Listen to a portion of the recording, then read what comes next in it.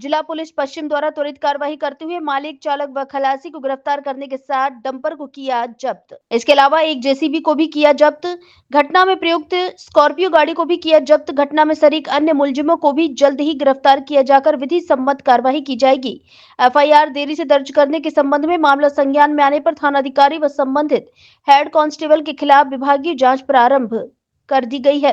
जिला पुलिस जोधपुर पश्चिम द्वारा 1 जनवरी 2025 से आज दिनांक तक अवैध खनन करने वाले बजरी माफियाओं के खिलाफ निम्न प्रभावी कार्रवाई की गई। वर्ष 2025 में अब तक जिला पुलिस जोधपुर पश्चिम द्वारा अवैध बजरी खनन करने वालों के खिलाफ प्रभावी कार्रवाई करते हुए कुल 14 प्रकरण दर्ज किए जाकर 15 मुलजिमों को गिरफ्तार किया गया।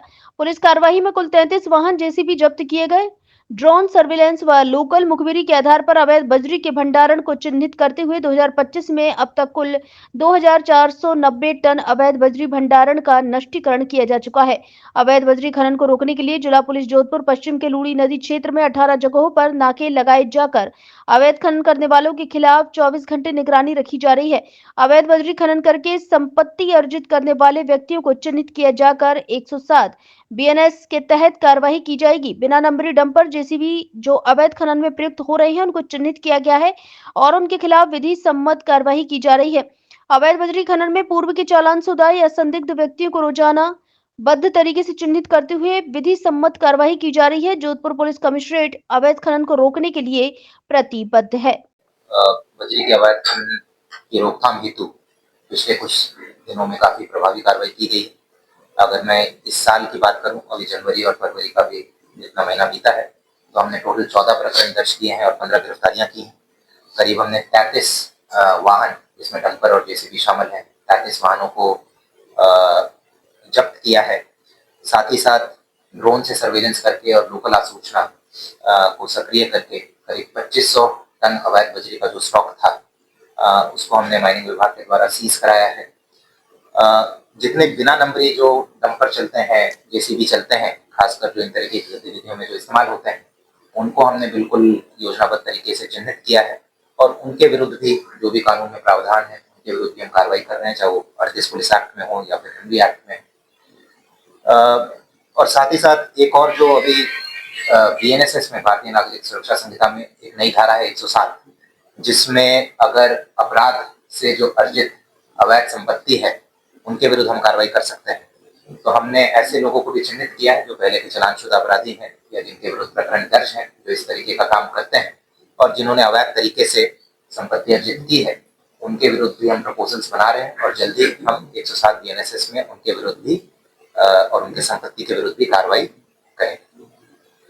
साथ ही साथ मैं बताना चाहूंगा कि हमने काफी एक्सरसाइज करके जो भी मेन एंट्री एग्जिट पॉइंट्स होते हैं इन डंपर्स के या फिर ट्रैक्टर्स के, और जो मेन रूट्स होते हैं जहां से इनका मूवमेंट होता है, उनको हमने चिन्हित किया है और करीब 18 जगह हमने स्थायी नाके लगाए जो कि 24 घंटे निगरानी रखते हैं और 110 के ऊपर का ड्राफ्टा लगा हुआ है। और इन नाकों की वजह से मूवमेंट जो है काफी हद तक अभी अपने लूनी नदी क्षेत्र के आसपास जो मूवमेंट होता था वो काफी हद तक रुक गया है। सर, कितने लोगों को आपने सीज की अलग संपत्ति? अभी 3 लोगों को किया है। अब उनके और थोड़ा डिटेल्स आ रहे हैं, प्रॉपर्टी के डिटेल्स और बाकी सारे इनकम टैक्स और बाकी जो भी प्रपोजल बनाने के लिए हमें चाहिए होता है, तो जल्दी उस दिशा में हम करते हैं। सर, पिछले दिन में एक ऑडियो वायरल हुआ था जिसमें एक बजरी वाला ग्रुप था, जिसमें आईजी को लेकर कमेंट खातों दिया जाए, ऐसे लोगों को लेकर कुछ करना है कार्रवाई? बिल्कुल, ये ग्रुप हमारे संज्ञान में पहले से ही था। ये तो वायरल तो अभी हुआ था, बट पहले भी जब हमने कुछ लोगों को गिरफ्तार किया था, जब उनके फोन की चेकिंग वेकिंग की, तो ऐसे ग्रुप हमें मिले थे और करीब 950 लोगों का ये ग्रुप है।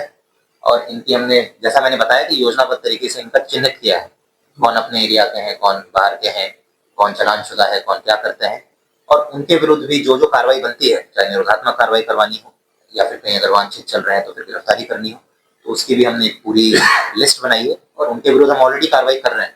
अभी जितने हमने वाहन जो जब्त किए हैं, जैसे 33 वाहन जो जब्त किए हैं, इनमें से कुछ वाहन इनके भी हैं जो एक ग्रुप वाले हैं।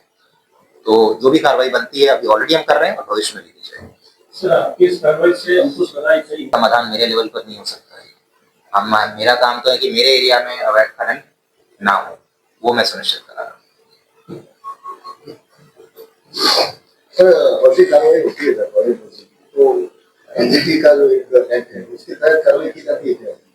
नहीं, एनजीटी एक्ट सीज कार्रवाई में एनजीटी का एक निर्देशन है कि उसके अलावा शायद जो पूरा नॉलेज मेरे को नहीं, थोड़ी बहुत जानकारी है कि जो वाहन जब्त होता है एनजीटी के द्वारा जो डेजिग्नेटेड जो एरियाज हैं जैसे ग्रीन जोन अगर चिन्हित किया हुआ है वहां इस तरीके का कुछ होता है तो नॉर्मल जो हम अवैध खनन ये सब में कार्रवाई करते हो तो एमएमडीआर एक्ट